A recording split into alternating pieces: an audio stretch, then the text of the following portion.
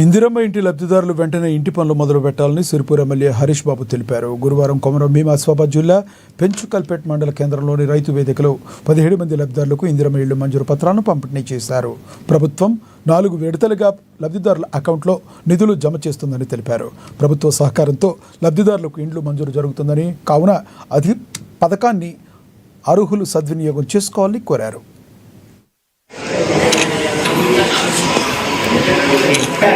మీకు లబ్ధిదారు వెనుకబడిపోయినా, eligibility list లేకపోయినా ఎంపీడీఓ గారి దృష్టికి తీసుకెళ్ళి తప్పకుండా వాళ్ళందరికీ ఇల్లు ఇప్పించే ఏర్పాటు చేద్దాం. కానీ లబ్ధిదారు చాలా మంది ఆసక్తి చూపిస్తలేదు, ఇల్లు కట్టాలి, కొంత వాతావరణం కూడా సహకరిస్తలేదు.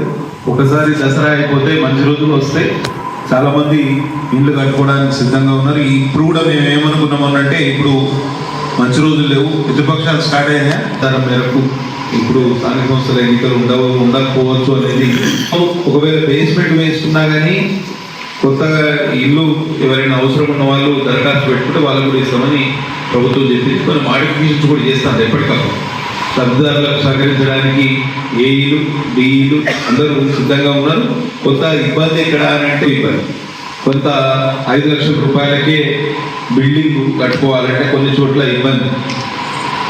ఏదైతే పిల్లర్ వేసి స్లాబ్ వేయాలంటే కొంత ఇబ్బంది.